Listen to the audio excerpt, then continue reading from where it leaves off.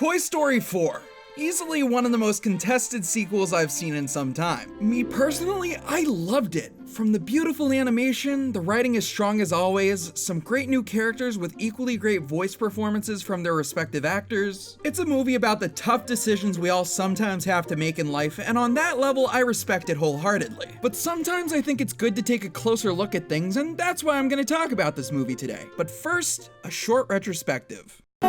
The first Toy Story is a classic. Not only is the first theatrical film produced completely using CGI, but as the first film by Pixar, it showcased how they not only wanted to advance the medium visually, but through solid storytelling as well. One thing I really like about the series as a whole is how you can tell just how close these characters become. Woody and Buzz start out at odds, but they slowly become inseparable best friends. Now, Toy Story 2. Toy Story 2! Right up there with Shrek 2 as one of the best animated sequels ever made. A wise man once said, Toy Story 2 complements the first movie but doesn't depend on it, and I couldn't have described it any better. Not only does it expand on the series universe with awesome characters that would become inseparable from the rest of the gang, it also explores deeper themes than the first, something carried over into the third film. Toy Story 3 is pretty great. I may not love it as much as Toy Story 2, but it's right up there in terms of quality. There's a few people that argue it's way too similar to Toy Story 2, and while the thematics and plot structure are pretty similar, admittedly, the ways they're explored couldn't be more different. Lotso makes for an even more dynamic villain than Stinky Pete, and it easily has some of the most heartbreaking and touching moments in the entire series.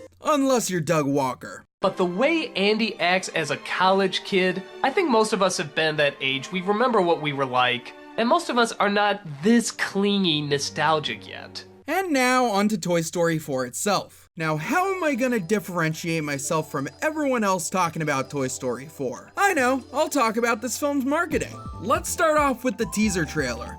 Detective Pikachu curb stomped this in terms of YouTube views, so that's neat. It's your standard Pixar teaser trailer. No footage from the final film, instead showing the gang having the time of their lives until the spork decides to ruin everything. What a dum-dum. Pixar also released a teaser reaction the next day. Maybe because they were owned by a rat, but I'm sure they planned this well in advance. It's pretty much Key and Peele being Key and Peele, with their characters Ducky and Bunny discussing the trailer in a very similar manner to the valet sketches on their own show. They try reciting Buzz Lightyear's catchphrase only to never get it right until Woody and Buzz intervene with the right phrase, which they openly laugh at. I found this a lot more entertaining than the teaser trailer, but as good promotion tends to, it made me curious to what the following trailers would entail. March 19th, the lucky day finally arrives as the sport character is properly introduced as Forky, a makeshift toy Bonnie made in class. Two other major happenings in this trailer: Gabby Gabby as our main antagonist, and the return of Bo Peep. It was already confirmed Woody and Bo's relationship would be a central theme of the movie, but it was great seeing her back in action and proper again.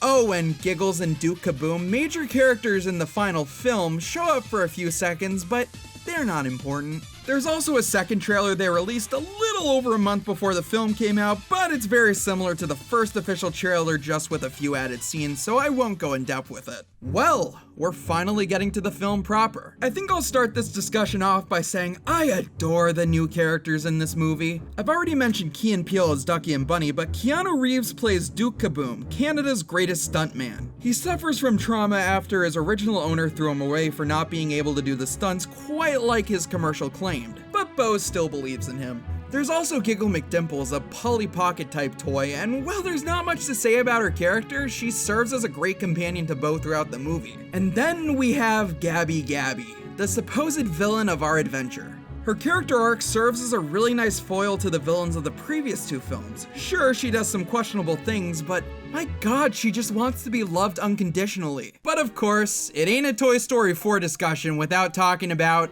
the ending. The entire story is great, but nothing in the entire movie is nearly as thought-provoking as this ending.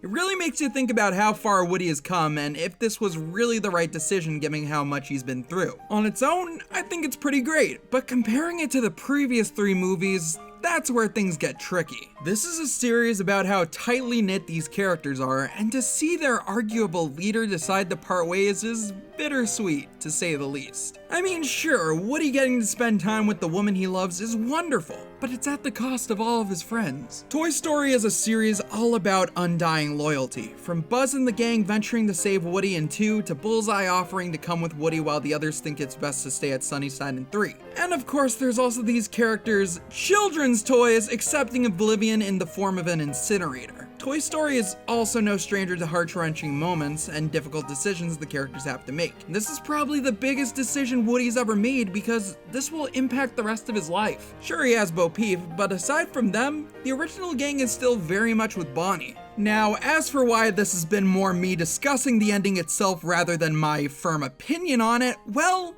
I think both sides have valid points.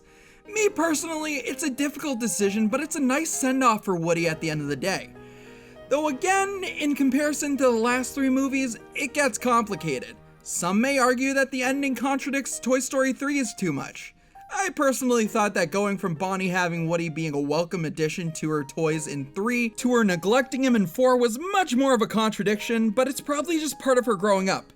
To be fair, given how young she is, I'm at least happy she didn't forget about him after a week. This is a really difficult ending to sum up, especially since it got both Tom Hanks and Tim Allen rather emotional for understandable reasons. At the end of the day though, and this may be a hot take, I feel this was a good ending. Maybe not great, I mean, I don't think anything will top Toy Story 3's ending, but as bittersweet as it is, seeing Woody decide to spend time with someone he's just starting to get to know again is really nice. None of the gang berates Woody for his decision, and seeing him pass his sheriff badge over to Jesse is quite satisfying. And now on to the verdict. Do I think Toy Story 4 is a worthy sequel to the trilogy? Absolutely. You could say this movie was made solely to cash in on how successful this franchise is, and while that most definitely played a part in its production, I find it quite admirable how the core creative team behind these movies decided to make it mostly because they found an idea they deemed worthy enough for a follow-up. Say what you will about John Lasseter, but the world of animation truly wouldn't be the same without him.